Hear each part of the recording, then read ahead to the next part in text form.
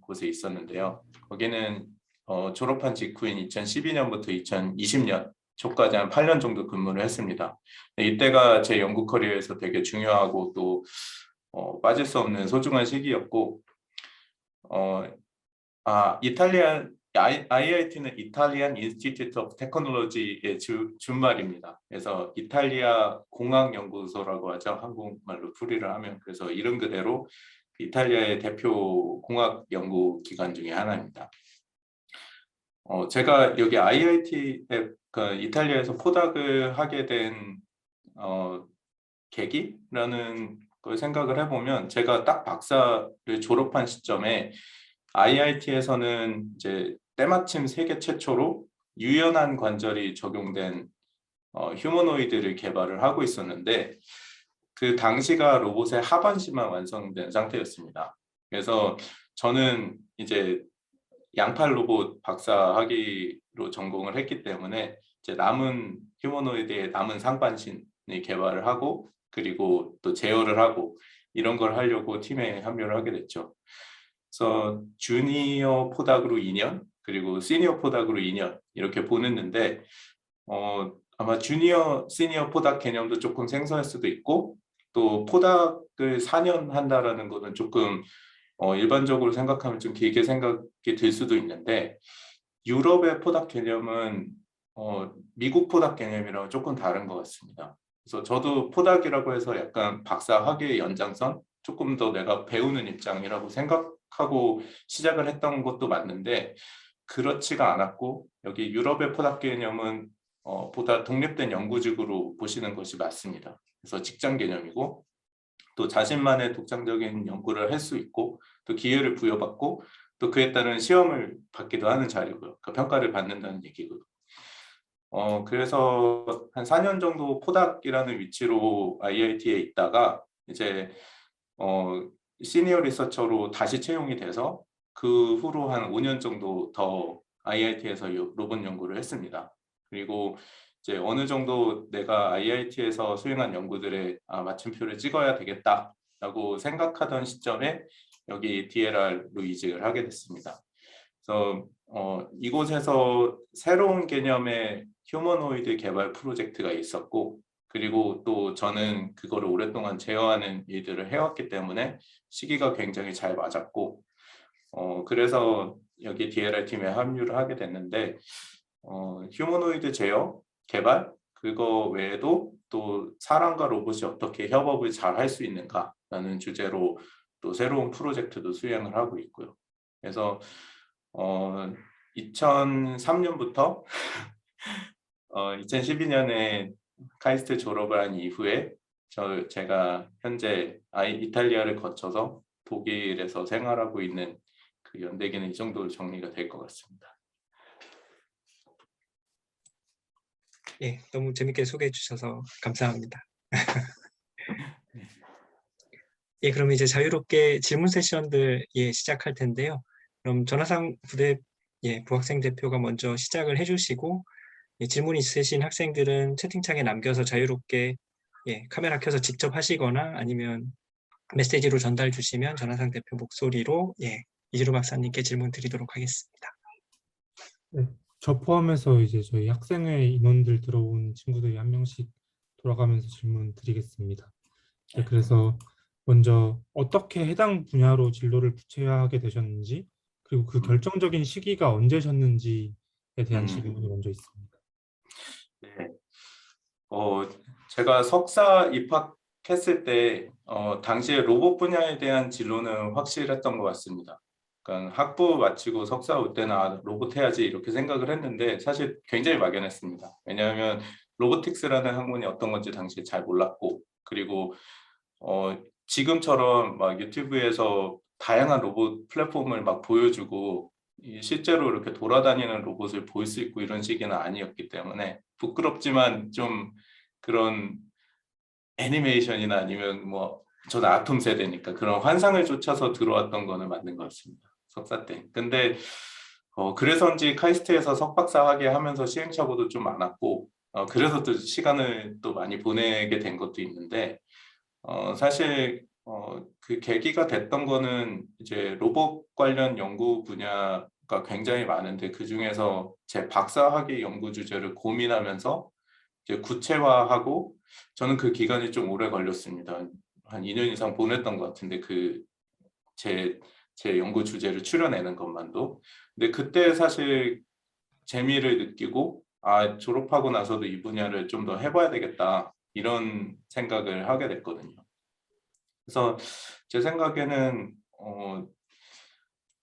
아마도 박사 과정에 저는 진짜 들어와서 그때 연구 주제를 좀 구체화하면서 그때 진로를 구체화를 하게 된 것 같습니다.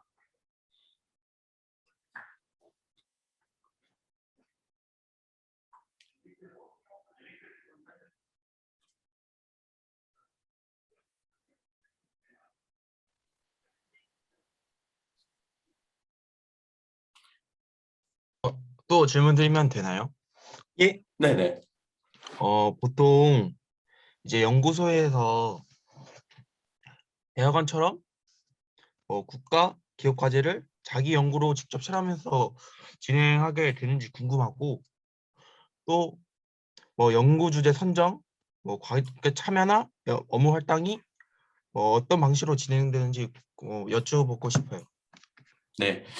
이거는 아마도 기관마다는 좀 많이 다른 것 같은데 아마도 해외 연구소, 특히 제가 있는 이 유럽 쪽의 연구소에서 어떤 일이 일어나고 있는지 말씀을 드리면 뭐 비슷합니다, 사실. 근데 이제 연구 펀딩이라는 게 굉장히 중요하고 또 그 기관에서 가지고 있는 자기들의 펀딩이 어느 정도 있는지, 그리고 또 보통 그것만으로 되지 않으니까 외부에서 펀딩을 따오지 않습니까? 근데 유럽에서는 EU라는 큰 연합이 있고 EU에서 주는 그 프로젝트의 비중이 굉장히 큽니다. 그리고 이 EU 프로젝트는 특성상 좀 도전적인 과제들이 많고, 물론 기업체랑 연관된 그런 결과물을 내는 과제도 많지만 좀 도전적이고 연구 중심 과제들이 굉장히 많거든요. 그래서 제가 이 연구기관에 속해 있을 때는 보통 그렇게 EU 프로젝트 중심으로 저의 시간 한 반 정도 할당을 해서 거기서 자연스럽게 주어진 연구 주제 한해서 거기서 이제 팀워크로 연구를 진행을 하고, 그리고 거기서 나오는 결과물들로 이제 학회 가서 발표하고 이렇게 진행을 했습니다. 그래서 좀 한국이랑 비슷하지만 분위기는 조금 다른 것 같습니다.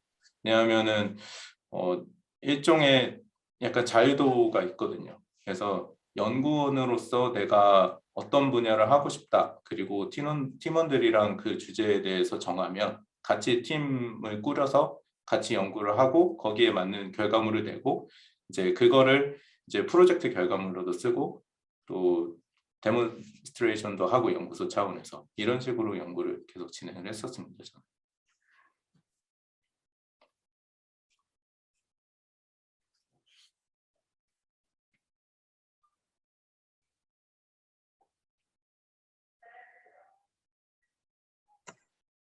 네, 감사합니다. 다음 질문 드리겠습니다. 저 해외로 가시게 된 계기와 해당 연구소를 선택하셔서 지원하시게 된 계기가 어떻게 되시는지 질문이 들어왔습니다. 그리고 또 국내에서 일을 하시는 거에 비해서 또 어떤 장단점이 있는지 이런 것도 같이 말씀해 주시면 좋을 것 같습니다. 네. 일단 제가 처음부터 졸업한 다음에 해외에서 일을 해야겠다 이렇게 생각한 거는 아니었는데 한 가지 기억에 남는 계기가 있었습니다. 그게 제가 박사과정 후반부에 이렇게 인터넷 서치를 하다가 공고를 하나 봤는데 그게 취리 연방공대 그 ETH죠. ETH에서 주관한 소프트 로보틱스 서머스쿨이라는 게 있었거든요. 그래서 이게 저는 당시에 서머스쿨이 어떤 걸 하는지 좀 생소했는데 이제 거기 지원을 해서 참여를 하게 됐습니다. 근데 이제 가보니까 이제 일주일 동안 정말 9 to 6로 관련된 강의 듣고 토의하고 실험하고 지금 생각해 보면은 굉장히 특별한 기회였거든요. 그러니까 소위 빡세다라고 하죠. 근데 당시에 아시아에서 참여한 사람은 저 혼자였고 그게 스위스에서 하다 보니까 대부분 유럽에 있는 학교 그리고 연구소에서 참여를 해서 이때 유럽에서 로봇 하는 사람을 정말 많이 만났습니다. 그래서 재밌지만 지금 제가 여기 소속한 기관의 기관장이신 알린 박사님은 당시에 강연자로 뵀었고, 또 제 예전에 속했던 IIT에서는 학생들이랑 포닥들이 되게 많이 왔었는데, 그때 그 IIT에서 온 친구들이 이렇게 IIT 로고가 탁 박힌 가방 되게 멋있는 걸 막 들고 다녀가지고 되게 기억에 남았었거든요. 네, 지금도 그렇지만 국내에서 박사학위를 마친 다음에 유럽에서 포닥하는 경우는 좀 드문 것 같습니다. 그리고 제 당시에는 더욱 드물었었고, 제 주변에서 들을 기회가 많이 없었는데, 직접 그 자리에 가서 듣고 보고 또 학생들이나 포닥들이랑 얘기했던 게 진짜 많은 영향을 미쳤습니다. 그리고 또 당시에 제 박사 주제였던 양팔 로봇, 그 로봇 상반신에 대한 연구를 막 선도하고 막 엄청 핫한 결과물을 막 보여주고 했던 그룹이 이탈리아랑 여기 독일 DLR 제가 속한 그룹이었거든요.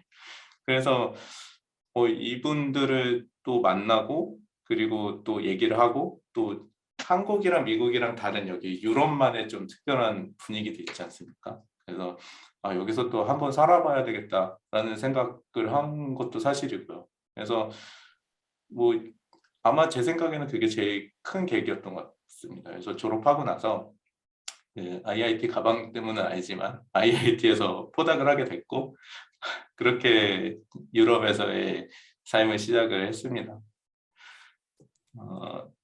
아까 국내에서 하는 일에 비해 장단점이 어떤 부분이 있냐고 물어보셨는데, 사실 대학원 경험이 이제 저는 짧게는 10년에서 이제는 20년 다 돼가고, 대학원 때 프로젝트 경험을 제어를 하면은 이게 제가 IIT에 이탈리아에서 시작했던 게 해외에서의 직장인데 그게 제 첫 직장이어서 사실 장단점을 말하는 게 조금 힘든 거는 같습니다. 그래도 한 가지 생각을 해보면 좀 식상한 얘기기는 하지만 일단 되게 수평적이라는 거, 그리고 또 특히 나이, 이거는 다들 말씀하시는 이유가 있는 것 같습니다. 해외에서 연구하시는 분들이.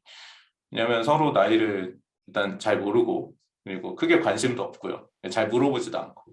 근데 그만큼 일 자체에 영향을 주는 경우가 드물기 때문인 것 같아요. 그리고 이게 굉장히 수평적인 관계인데, 이런 상황에서 일을 하다가 사람들이 저한테 모이고 또 제가 맡은 일에 대해서 인정을 해주면은 이게 되게 개인적인 부분인데, 저는 이렇게 계급장 떼고 받는 그런, 계급장 떼고 인정받는 이런 게 저한테는 되게 성취감을 주더라고요. 그래서 저한테는 이게 되게 장점이라고 생각되는 부분이고, 근데 또 사실 그만큼 이제 저는 나이를 먹지만 또 그만큼 뒤처지지 않아야 되기 때문에 계속 깨어 있어야 되고, 현장감을 놓치지 않으려고 계속 실험도 하고, 뭐 주변 친구들이랑 어떻게 보면 경쟁도 하고, 선의 경쟁이죠. 그리고 노력을 해야 되고, 여기에 이제 자기 자신을 항상 밀어넣고 푸시하고, 이게 어떻게 보면 스트레스도 될 수 있는데 자극도 될 수 있거든요. 그래서 이거는 장점이자 단점인 것 같고요.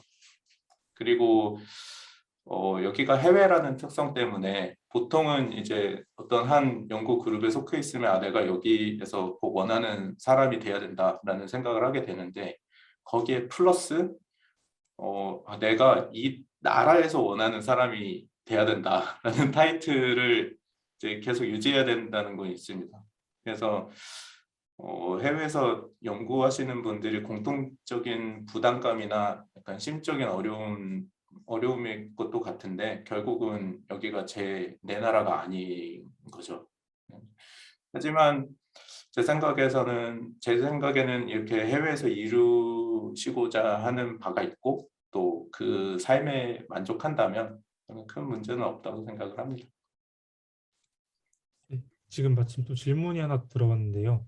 항공우주센터라고 하면 이제 기술 보안 문제 때문에 외국인들이 들어가기가 어렵다거나 뭐 그러한 부분들이 있는지, 아니면 또 외국인들이 참여 불가능한 프로젝트나 분야가 따로 있는지 그런 거에 대해서 질문 주셨습니다.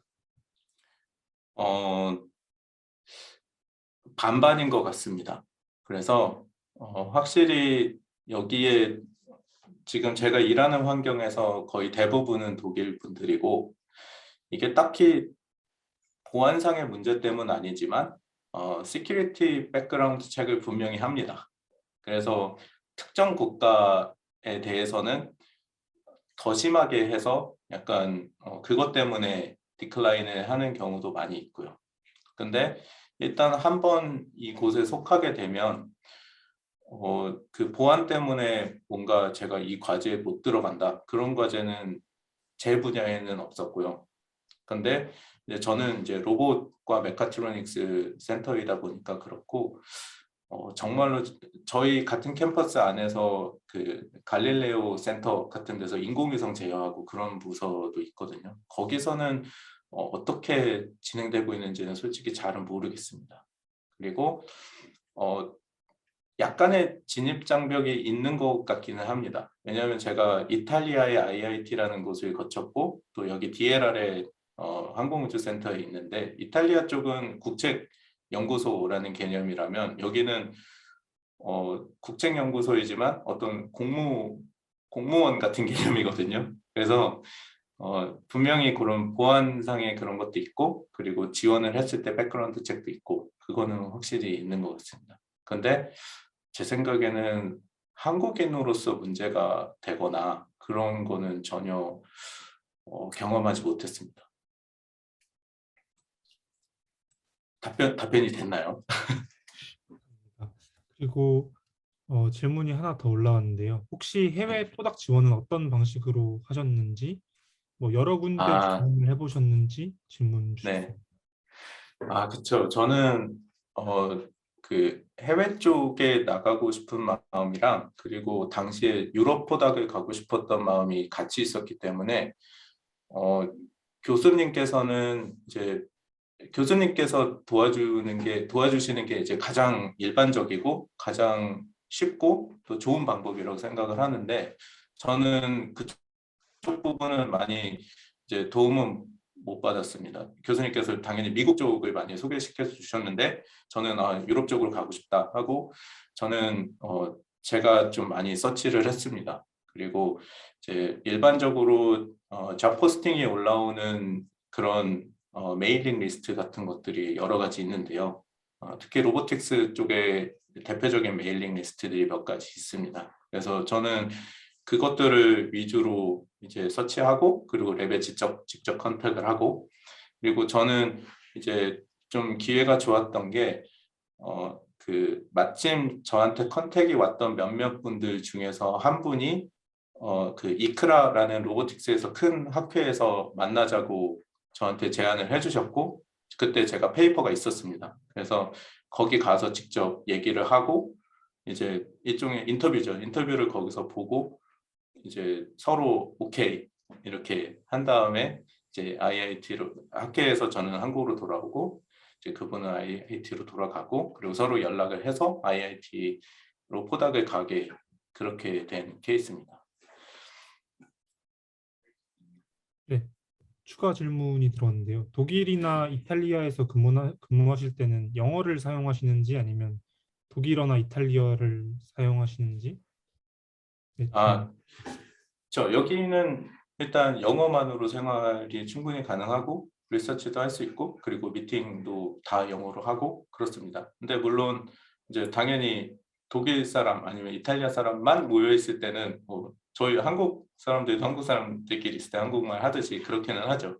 근데 연구 관련해서는 영어만 되면 됩니다. 그래서 다른 스트레스는 크게 없고, 대신에 각 기관의 특성상 제가 속한 여기 DLR은 이제 아까 약간 공무기관에 가깝다고 했는데, 그래서 행정적인 곳에서는 독어를 많이 씁니다.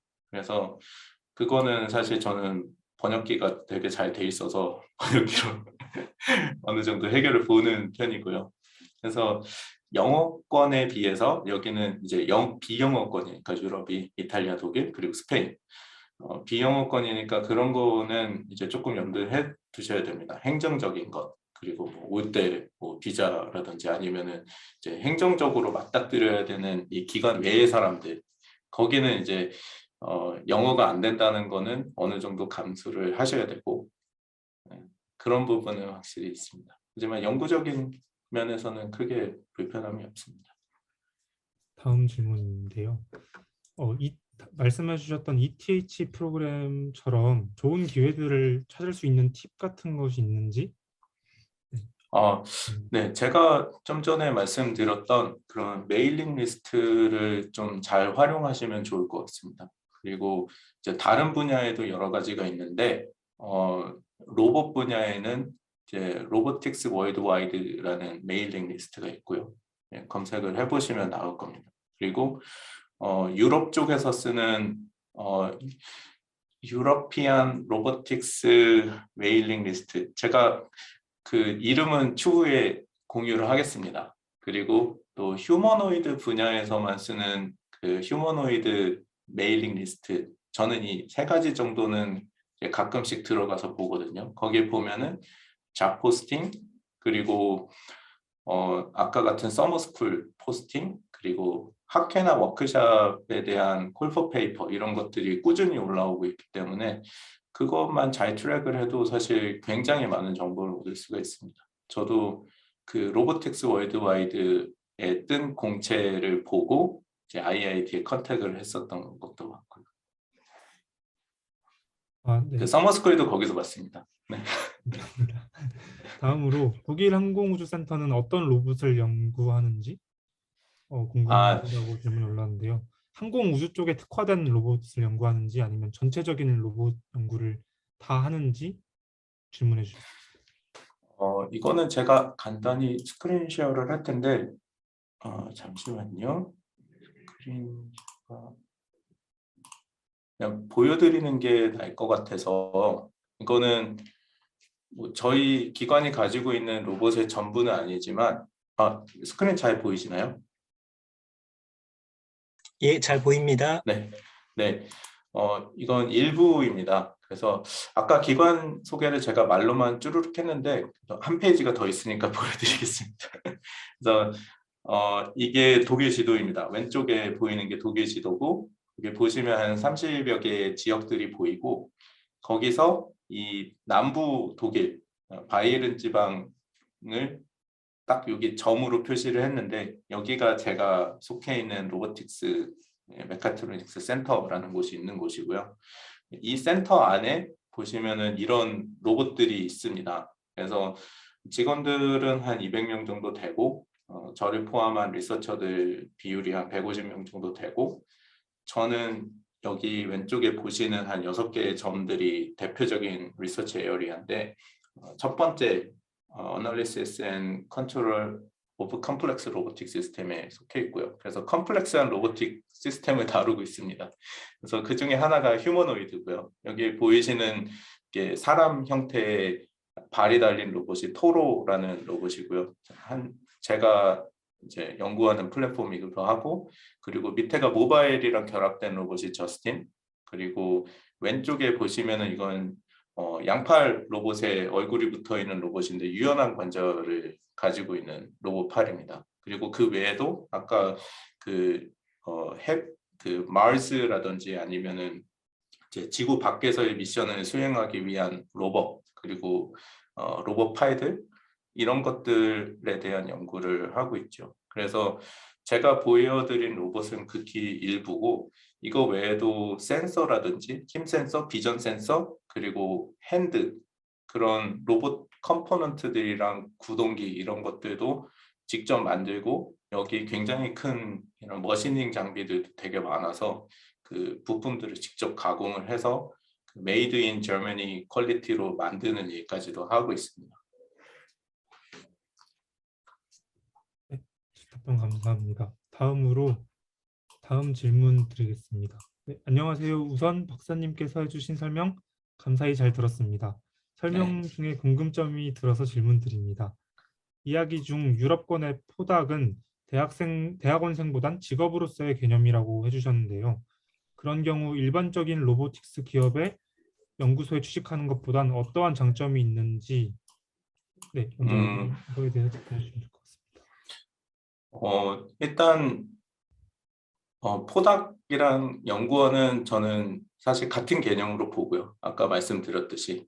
그리고 대신에 포닥은 기간이 좀 정해져 있죠. 2년 계약, 3년 계약 이렇게 연장을 하게 되는 개념이고, 이제 리서처로 가면은 조금 더 긴 계약 기간을 가지고 뭐 경우에 따라서 정년 트랙으로도 가고 이런 것들이 있는 자리라고 생각을 해서 전 같은 개념으로 보고요. 그리고 기업체는 아까 말씀하신 것처럼 기업체 좀 두 개의 카테고리로 생각을 하면 제 생각에는 연구소에서는 조금 더 연구에 포커스 되게 할 수 있다고 생각을 합니다. 그리고 실제로 이곳에서는 EU 프로포절이나 아니면은 저는 여기 독일이니까 독일 내에 있는 DFG라든지 이런 펀딩 소스들이 많이 있어서 거기에 지원을 할 수 있고, 한국으로 치면은 연구재단이나 아니면 상계평 같은 데서 오는 과제들 지원을 하는 거죠. 그래서 거기에 제가 원하는 과제를 직접 지원을 하고 그게 됐을 때 관련된 연구를 수행을 할 수 있는 기회가 얼마든지 있기 때문에 그런 면에서는 제 생각에 연구 자유도가 좀 있다고 생각을 하고, 그거는 제가 볼 때 포닥이나 일반 연구원들이나 동등하게 기회가 주어지고 있습니다. 여기서 실제로. 그리고 유럽에서 지원하는 그런 여러 가지 연구 커리어에 따른 프로그램들이 있는데 그것도 박사 후 몇 년을 규정을 하고 있지 이분이 포닥이냐 아니면 뭐 리서처냐 이거를 규정하고 있지는 않습니다. 그래서 그거는 참고로 말씀드리는데 그런 다양한 EU 프로포절에도 참여를 할 수 있죠. 이제 박사를 가진 연구원의 경우에. 그래서 제 생각에는 기업체보다는 그렇게 개인이 원하는 연구를 프로포즈하고 또 펀딩을 받아서 일을 할 수 있는 기회가 있다는 면에서는 조금 더 연구 자유도가 있다고 생각을 합니다. 데드라인에 좀 쫓기지 않는다는 것도 장점이기도 하고요. 그러니까 프로젝트가 있으면 프로젝트지만 대부분 프로젝트만 하지는 않잖아요. 그래서 개인 연구도 있고 그런 개인 연구들은 내가 시간을 가지고 쭉 해나갈 수 있는 부분이어서 뭔가 그런 미션을 막 어떤 시간 내에 컴플리트 해야 된다는 스트레스 면에서는 좀 적은 것 같습니다. 저희 지금 시간은 30분을 조금 넘어가고 있긴 한데 그 시작하기 전에 이진호 박사님께서 뭐 1시간 정도 시간이 가능은 하시다고 하셔가지고 학생분들 질문 있으시면 뭐 시간 제한 때문에 굳이 끊을 필요는 없을 것 같고요. 지금 답변도 너무 잘해주시고 학생들 질문도 좋은 것 같아서 시간을 좀 더 가질 예정이니까 편하게 계속 질문해 주시기 바랍니다. 그럼 빠르게 다음 질문으로 드려보겠습니다. 다음 질문은 이제 말씀해 주셨다시피 미주권이 아닌 유럽에서 로보틱스 관련 커리어를 쌓으시면서 미주권 대비해서 어떤 장단점이 있는지 물어봐 주셨습니다. 미주권 어려운 질문이네요. 조금 민감한 상황이긴 하지만 이 로보틱스라는 학문은 사실 저는 미국이 아직도 주류라고 생각을 하고 사실 주류 비주류 나누는 게 이제 좀 뭐 무의미한 거지만 그거의 판단 기준은 사실 뭐 대중성이죠. 사람들이 이제 얼마나 그 일에 대해서 많이 알고 있느냐. 그래서 지금도 저도 DLR에 있습니다. 아니면 IIT에 있습니다. 라고 얘기를 하면 이제 유럽에서는 뭐 너무 잘 알려진 기관이지만 이렇게 다시 한번 설명을 해야 되죠. DLR은 심지어 이게 영어 약자도 아니잖아요. 왜 German Aerospace Center인데 DLR이야? 그러면 또 그것도 설명을 해야 되고 그런 면에서 어떻게 보면 유럽권이 비주류라고 생각을 할 수도 있습니다. 그래서 사실은 그것 때문도 유럽에서 포닥을 하는 분들이 많지는 않으신 것도 사실이고요. 그런데 그럼에도 불구하고 장점이 있느냐라고 말씀을 하시면 저는 미국보다는 유럽이 조금 덜 타이트한 것 같습니다. 이 분위기라든지 아니면 시간 관리라는 것들, 그리고 저도 미국에서 어느 정도 생활을 해봤기 때문에 그 미국 시스템이 주는 그 터프함과 뭔가 이런 타임 컨스트레인트에 대한 스트레스를 좀 많이 받았던 기억이 나거든요. 근데 유럽은 그런 것보다는 일단 워킹 아워 개념도 이제 그러니까 일을 확실히 좀 덜 해도 돼요. 그냥 쉽게 얘기하면 솔직히 말씀드리겠습니다. 그래서 일 좀 덜 해도 되고 그리고 자기 시간 많이 가져도 되고 그리고 나라마다 좀 다르겠지만 독일 같은 경우에는 뭐 복지도 되게 잘 돼 있어서 사실 그냥 세금 따박따박 내면 그 세금 내에서 굉장히 좋은 연금 프로그램이 가동되고 있어서 뭐 그냥 연금 믿고 그냥 이렇게 생활하다가 은퇴까지 하게 되면 뭐 이렇게 크게 노후 걱정 없이 살 수 있다고도 하고요. 저도 뭐 거기까지 경험을 해보지 못했지만 좀 그런 시스템이 주는 안락함 그리고 편안함 이런 것들은 확실히 있는 것 같습니다. 감사합니다. 채팅창으로 계속 그 질문 주시고 계신데 저희가 미리 네. 받은 질문들이 있어서 그 네. 질문 먼저 하고 다음에 순차적으로 하겠습니다. 그러면 다음 질문 드리겠습니다. 그 카이스트 졸업생으로서 어떤 자부심을 느낄 수 있었던 경험이 있으셨는지 질문이 들어와서 혹시 질문 드릴 수 있었으면 좋겠습니다. 이거는 많은데 사실 저는 이게 그 카이스트 졸업생으로서 자부심이 되게 크고 또 항상 느끼고 있는 부분이거든요. 일단은 아까도 뭔가 그 자기가 속한 곳에 대한 설명 이런 것들이 이제 긴 설명 필요 없는 게 되게 중요하다고 생각을 해요, 저는. 그래서 연구자들이랑 교류를 하다 보면은 정말 짧은 시간에 내가 뭐 하고 있고 어떤 사람이고 어떤 일을 하느냐에 대해서 얘기를 해야 되는데 그때 저는 뭐 이런 곳에서 왔습니다. 근데 이제 사람들이 거기서부터 퀘스천 마크를 하고 거기가 어딘데 막 이런 얘기 하다 보면 그냥 이거 끝나거든요. 근데 제가 여기 이제 연구 커리어를 시작하고 나서 어디서 만났을 때 사람들한테 카이스트를 졸업을 했는데 라고 하고 나서 거기에 대해서 질문 한 번도 받아본 적이 없거든요. 카이스트가 어딘데? 이렇게. 저는 그게 되게 크다고 생각을 해요. 그래서 저를 전혀 모르는 사람들한테 카이스트에서 로봇을 박사했다. 이렇게 한마디만 하면은 일단은 거기서부터 사람들이 신뢰를 해주고 그 이후에 대화를 바로 할 수 있는 그런 경험들이 되게 많았기 때문에 저는 이게 카이스트 졸업생으로서 제 자부심을 느낄 수 있는 포인트가 아닐까. 그리고 또 이게 선배님 또 후배님들의 노력의 결과지 않습니까? 그래서 저희가 또 받는 수혜라고도 생각을 하고 그렇습니다.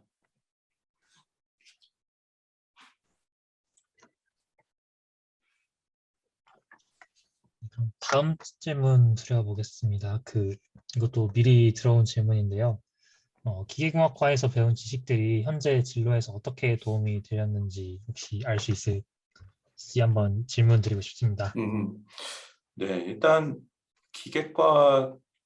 저는 기계과였기 때문에 지금 로봇을 하고 있는 것 같고요. 일단 생각해보면. 그리고 이게 로보틱스라는 학문을 이제 학문적으로 볼 때 사람들이 그런 얘기 많이 하거든요. 7, 80년대 외계인이 나타나서 모든 연구를 일단 다 끝냈다.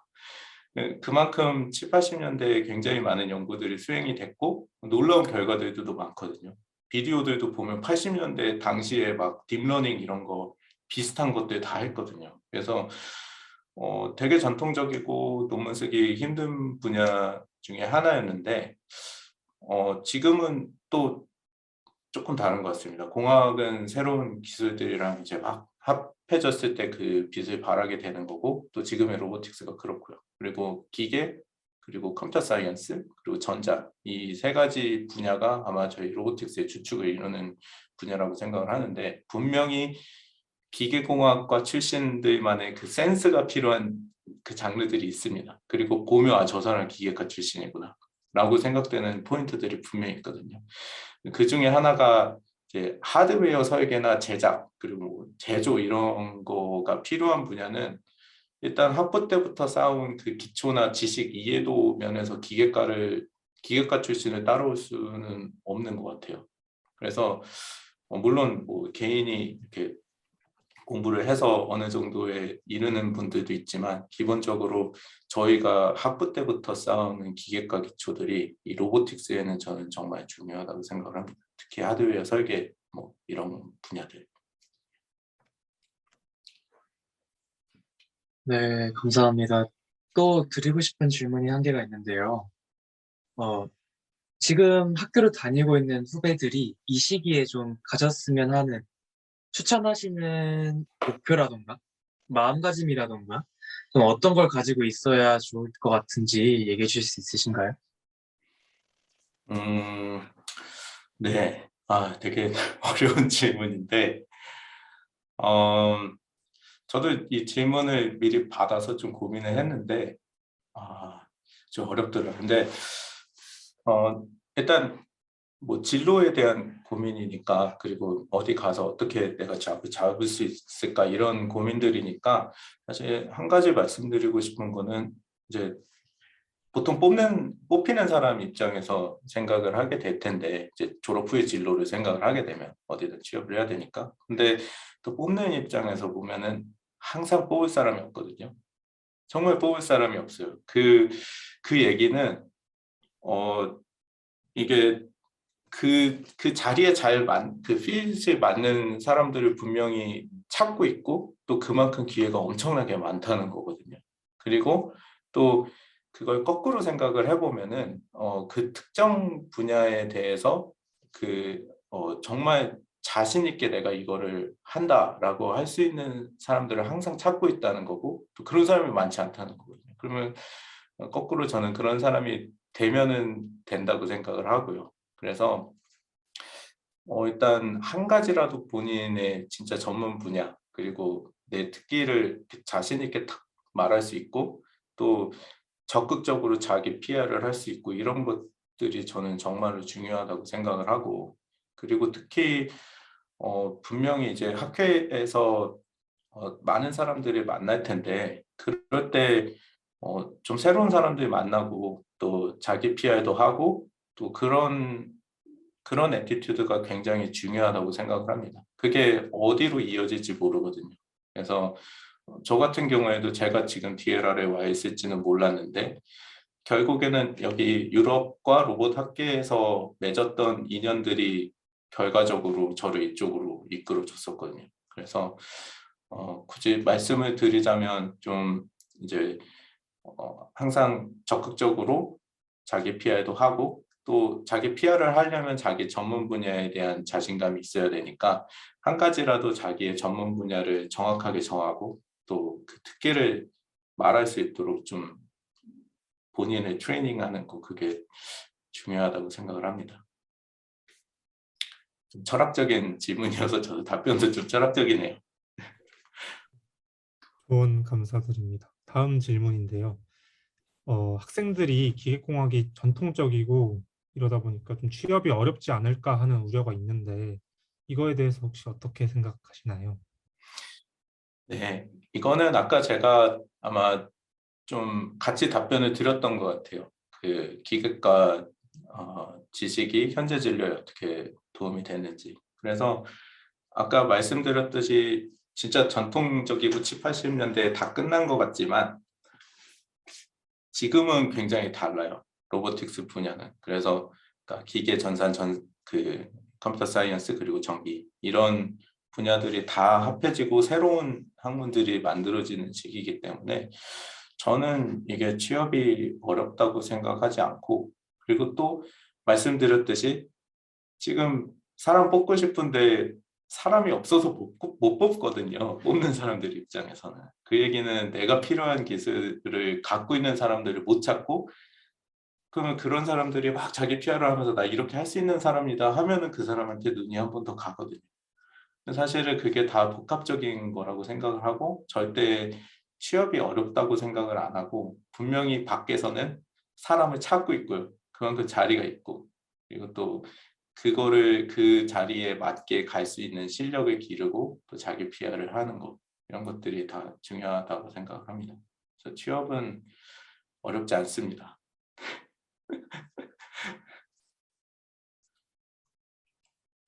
다음 질문 드리겠습니다. 네, 또 이제 후배들에게 해주고 싶은 뭐 전반적인 삶에 대한 조언이 있으실까요? 전반적인 조언이요. 네, 삶에 그렇죠. 대한. 네, 아까 좀 적극적인 그런 자기 PR 같은 거는 이미 말씀드린 것 같고, 음, 이게 맞는 답변인지는 모르겠지만, 저는 좀 교수님들이랑 시간을 좀 많이 가지셨으면 좋겠어요. 학생들로서. 그래서 저는 교수님들이 그걸 귀찮아하실 거라고 절대 생각 안 하거든요. 오히려 되게 좋아하실 거라고 생각을 하고, 저는 학창 시절 때 그렇게 못했어요. 그리고 교수님 좀 무섭고 다가가기 힘들고 정말 교수님 방에 찾아가는 게 너무 막 그랬는데 지나고 나니까 그게 너무 좀 그랬고 사실 졸업 딱 하고 학교 밖에 나가면 여기 지금 앉아 계신 교수님들이 너무 대단하신 분들이거든요. 이메일로 한번 컨택해서 답변 얻기도 힘든 경우도 있고 막 너무 이렇게 간절하게 연락드리고 싶은 때도 많아지거든요. 그래서 저는 학생으로서 지금 이렇게 교수님들 항상 뵙고 만나고 싶으면 노크에서 방에 찾아가서 말씀할 수 있고 이게 정말 학생들의 특혜라고 생각을 하고 있어요. 그래서 저는 그걸 못 누린 입장에서 조금은 힘들겠지만 그래도 교수님들이랑 좀 시간도 많이 가지시면 좋을 것 같고 또 좀 친하게 지내 보시는 것도 좋을 것 같고요. 네, 그게 저는 한 가지 좀 말씀드리고 싶은 것입니다.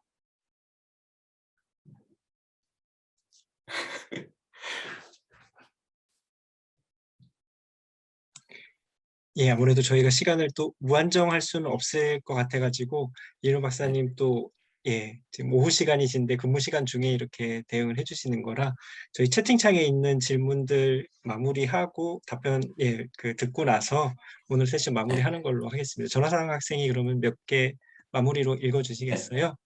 알겠습니다. 네, 먼저 최근에 독일 항공우주센터에서 관심 있게 지켜보는 핫한 연구 이슈들이 있는지 질문 주셨습니다. 네, 제가 이 기관을 전체를 대표하기는 조금 힘들고 저희 로봇 분야에서만 말씀을 드리면 저희는 이제 어쨌든 항공우주센터이다 보니까 이제 원격 제어라는 분야를 빼놓고 얘기를 할 수가 없습니다. 그리고 굉장히 섬세한 작업을 요하는 그런 작업들이 굉장히 많기 때문에 이제 로봇 팔이나 아니면 로봇 전신으로 텔레오퍼레이션 하는 그런 연구들 많이 하고 있고요. 그거는 뭐 예전부터도 관심이 중요한 분야였고 지금도 중요한 분야이고 어떻게 보면 지금의 로봇 기술들이 과거에 못했던 거를 많이 커버를 할 수 있는 시기가 왔기 때문에 훨씬 더 중요해진 것 같고요. 그리고 제가 속한 랩에서는 계속 이제 다리가 달린 로봇, 박혜영 교수님 속하신 그 사족 보행하는 연구실이나 아니면 이제 휴보 그런 데서 하는 거랑 비슷한 연구 방향을 가지고 있는데 그런 이족 보행이나 사족 로봇이 어떻게 모빌리티를 가질 수 있는가 그리고 인간 환경에 어떻게 녹아들어서 사람과 잘 융합할 수 있는가 이런 것들에 대한 연구는 앞으로 할 게 너무 많고 그리고 중요하고 저희가 꼭 해야 되는 분야라고 생각을 합니다. 네, 감사합니다. 다음으로 앞으로 이제 개인적으로 어떤 장기적인 목표가 있으신지 네, 질문 주셨습니다. 네. 장기적인 목표요. 그렇죠. 저는 사실 여기서 연구를 하고 있는 입장이어서 저만의 연구팀을 꾸리는 게 아무래도 제가 원하는 목표 중에 하나인 것 같습니다. 그리고 앞으로 어떻게 될지는 모르겠지만 지금 여기 DLR로 제가 온 지 한 이제 2년 차인데 굉장히 여러 가지 생각을 하고 이직을 했거든요. 그래서 뭐 이곳이 제 마지막 직장이다라고 생각은 안 하지만 그래도 가능하면 여기서 오래 연구하면서 그리고 여기 같은 연구자들이랑 소통도 하고 또 한국에 계신 분들 초청도 하고 제가 가서 같이 일도 하고 저는 그게 제 현재의 목표입니다. 네, 감사합니다. 네. 지금 질문들이 아직 많이 남았는데 이제 시간 관계상 마지막 질문 드리고 나머지 질문들은 저희가 메일로 혹시 드려도 괜찮을까요? 네, 제가 답변할 수 있는 거면 제가 답변할 수 있는 한에서 메일로 답변을 드리겠습니다. 그러면 마지막 질문 드리겠습니다. 아직은 연구원이라는 직업에 대해서 잘 모르는 게 많아서 질문 드립니다. 새로운 연구 프로젝트를 시작하면 어떠한 방식으로 연구를 하는지 궁금합니다. 예를 들어 만약 아까 말씀하신 EU 프로포설 같은 연구 목표가 주어진다면 단순히 여러 가지 방법을 시도해가며 목표를 이루어야 하는 건지 아니면 갑자기 좋은 생각이 나서 목표에 쉽게 도달할 수 있는지에 대해서 말씀해 주시면 감사하겠습니다. 네, 이거는 아마 그쵸. 그 연구에 대한 전반적인 질문인 거잖아요. 그렇죠? 그리고 본인이 이제 석사학위나 박사학위의 연구 주제가 정해졌을 때 그걸 어떻게 돌파해 나가느냐. 근데 막연하게 여러 가지 방법을 시도한다는 것보다는 사실 연구 분야에는 이미 이 선배님들이 하시는 굉장히 많은 연구가 있기 때문에 제가 생각하는 가장 연구의 시작점은 남들이 어떤 연구를 했는지 그거를 잘 파악하는 거라고 생각을 하거든요. 본인이 맡은 주제가 정말 이 하늘 아래 없었던 새로운 주제가 아닌 이상 그거랑 관련된 연구들이 분명히 있기 때문에 그 연구들이 어떻게 진행이 되었는지 잘 정리해서 테크트리라고 하죠. 그런 것들을 쌓아서 자기만의 데이터베이스를 일단 만들어 놓으면 그 연구의 시작점이 보이고 연구의 방향이 보이고 그 방향을 따라가다 보면 연구의 끝이 보이기 때문에 제 생각에는 그게 한 가지 좋은 방법이지 않을까 생각이 됩니다. 예, 그러면 이제 질문은 그만 받기로 하고 시간이 이제 50분이 넘어서 하루 일정을 이제 준비하셔야 될 것 같아서 마지막으로 하실 말씀 있으시면 후배들께 조언 한번 해주시고 마치도록 하겠습니다. 네, 일단 이렇게 기계과 커리어 위크에 초청해 주셔서 너무 감사하고요. 저는 이제 거꾸로 선배님, 후배님들을 다 만날 수 있는 기회여서 되게 좋았고요. 그래서 행사 기획해 주신 김정 교수님, 그리고 또 김영직 교수님, 박희영 교수님 외 다른 모든 기계과 교수님들 다 정말 감사드리고 이게 또 제 어떻게 보면 인생의 일부분을 공유하게 된 자리였는데 여기 관심 가지고 참여해 주신 분들도 너무 감사드리고 질문지 보면서 되게 많은 생각이 들었는데 저는 정말 생각 없이 살았구나. 그리고 후배님들은 미래에 대한 고민을 정말 많이 하는 것 같고 너무 좋은 질문들이 많더라고요. 그래서 또 한편으로는 제가 앞으로 하는 일들이 후배님들한테 선례가 될 수도 있다는 생각을 하니까 또 되게 조심스러워지는 마음도 있고 그래서 여러 가지 이런 생각이 들었는데 제 생각에는 이 카이스트의 미래는 되게 밝은 것 같고 또 이 자리에 참석해 주신 후배님들의 질문과 고민들을 보니 이 기계과의 미래는 밝은 것 같습니다. 감사합니다. 저희 30분 부탁드렸는데 50분 넘게 후배들 위해서 시간 내주신 이진호 박사님께 다시 한번 감사드리면서 오늘 세션 마치도록 하겠습니다. 감사합니다. 좋은 하루 되십시오. 감사합니다. 감사합니다. 저희 감사합니다. 박형순 교수님 들어오셨는데 네. 아까 인사 못 박형순 나누셨을 것 같아요. 교수님. 안녕하세요. 반가워요. 너무 오랜만에 봬요. 고생 많았어요. 아닙니다. 초청해 주셔서 감사합니다. 저희 또 한번 이렇게 같이 뵈면 좋겠어요. 버추얼로. 네, 좋습니다. 네, 기회 진짜로 마련해 가야지. 주시면. 그거 무슨 버추얼이야. 진짜로 가야지. 그쵸. 독일 네, 가야지. 네, 독일 가야지. 그럼요. 한번 몰고 갈게요. 우리가 한번. 예. 네, 네. 그럼 저도 한번 가요. 여기서 기다리고 있겠습니다. 한번 가시죠. 네. 네. 그 스투트가르트랑 가까워요? 가까워지 남독이잖아 서로. 한 2시간, 아니죠. 2시간보다는 좀, 네, 2시간 정도 걸리는 것 같아요. 서울 대전 예. 거리? 네. 네.